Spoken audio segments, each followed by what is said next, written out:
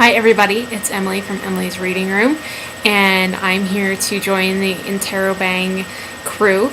I'm going to be posting today, obviously, and I'll also be posting on the 28th. Today, I wanted to talk a little bit about, since it's Valentine's Day, about really epic love stories.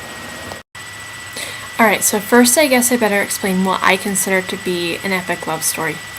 I know that when I usually pose this question, a lot of people come up with a love story that, while it's good, it's not like one of those stories that you read and it's life-changing.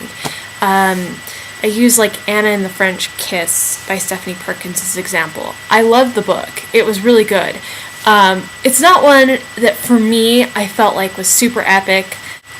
A lot of the new books that are coming out, I feel like a lot of them have good love stories, but every once in a while there's a love story that you read that, it just thrills you to your very soul.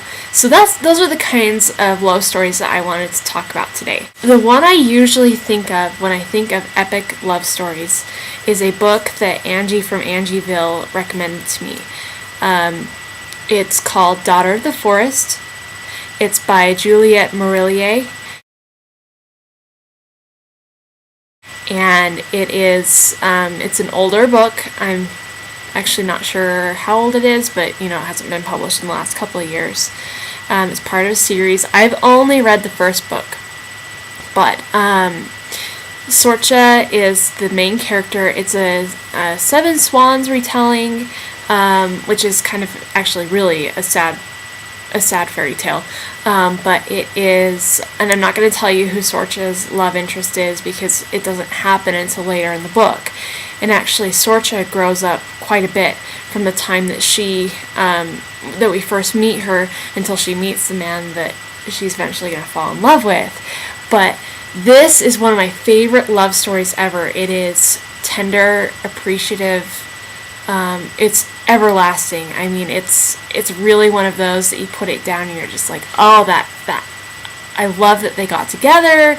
I love how they got together. The second one I'm gonna talk about is the Seven Realms series by Cinda Williams Chima. The first book in that is The Demon King.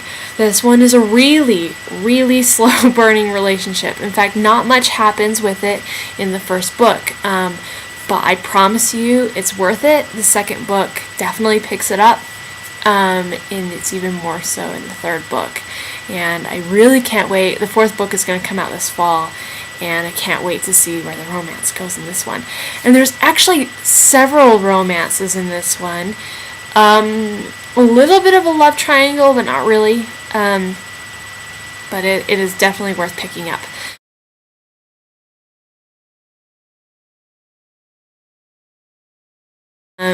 Then I'm going to mention some that are pretty classic that probably either you've read, some of them or all of them. Anne of Green Gables by Ellen Montgomery. Anne and Gilbert is a classic one for me. I love Gilbert's persistence. I love Anne's kind of hesitancy to get into it because she has this idea of what romance should be. And, it's not with your best friend, it's with some random, dashing stranger that comes and sweeps you off your feet. The Goose Girl by Shannon Hale that whole series has a whole bunch of really great love stories, but I particularly like the first in the series. That is just one of my favorite books of all time. I also love The Witch of Blackbird Pond by Elizabeth George Spear. This one isn't very long, and it's an older one too. I remember reading that one when I was in high school, and I absolutely loved Nat. If you haven't read that one, it is a historical fiction. It's a Salem witch trials kind of thing, but Nat is definitely a guy to swoon for. Calvin O'Keefe from A Wrinkle in Time, Calvin and Meg. The Wrinkle in Time is celebrating its 50th anniversary this year, and I loved A Wrinkle in Time when I was, a kid. When I was in elementary school, I devoured that book. I haven't actually finished the quartet. I think I've read 2 of the 4, but I love Calvin and Meg's relationship, especially in the first book. So those are my picks for absolutely epic love stories. Love to know what yours are.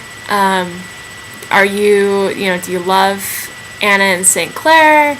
Are you a Jason Clary kind of person? Or, what type of love stories in YA do you absolutely love?